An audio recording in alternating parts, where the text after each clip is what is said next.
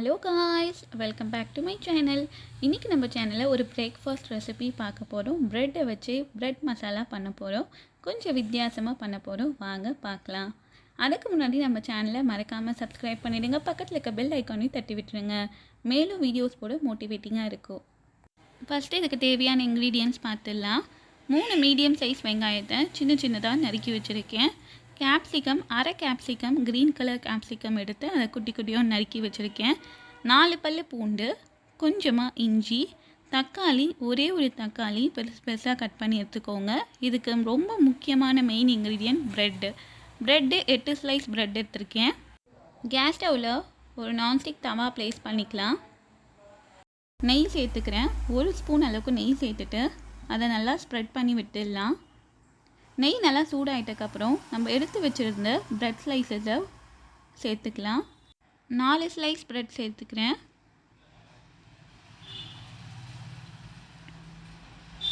இதுக்கு மேலேயும் லேசாக நெய் தடவி விட்டுக்கிறேன். ஒரு பக்கம் நல்லா ஃப்ரை ஆகிடுச்சு, இன்னொரு பக்கம் திருப்பி போட்டுக்கலாம். ப்ரெட்டு 2 பக்கமும் நல்லா ஃப்ரை பண்ணி எடுத்துக்கிட்டாச்சு.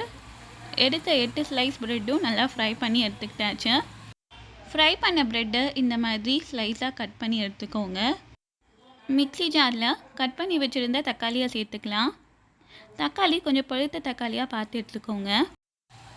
கூட 4 பல்லு பூண்டு, கொஞ்சமாக இஞ்சி சேர்த்துட்டு இதை நல்லா மைய அரைச்சி எடுத்துகிட்டு வந்துடலாம்.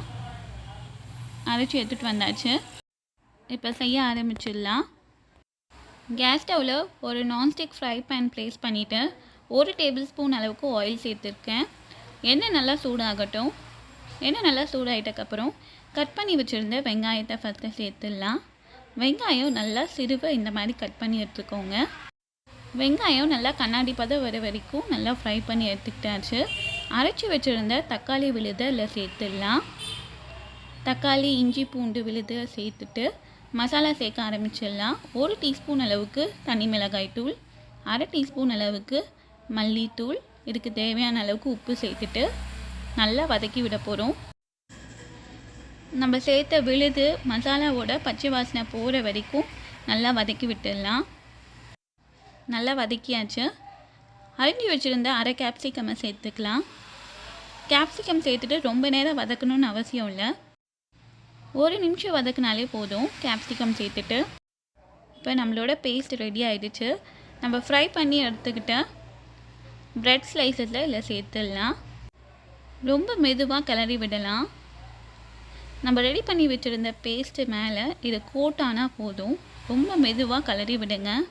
மோரோவர் ப்ரெட் ஸ்லைஸஸ் உடையாது, ஏன்னா நம்ம ஃப்ரை பண்ணி எடுத்துக்கிட்டோம் கீயில். நம்மளோட ப்ரெட் மசாலா ரெடி ஆகிடுச்சு. ஃபினிஷிங் டச் கொஞ்சமாக கொத்தமல்லி மட்டும் சேர்த்துக்கலாம். கொத்தமல்லி சேர்த்துட்டு ஒரே ஒரு முறை கிளறி விட்டுடலாம். ரொம்பவே சுவையான ப்ரெட் மசாலா ரெடி ஆகிடுச்சு. இதை பிளேட்டில் சர்வ் பண்ணலாம். இதை குழந்தைங்களுக்கு பிரேக்ஃபாஸ்ட்டாக கொடுங்க, ரொம்ப விரும்பி சாப்பிடுவாங்க.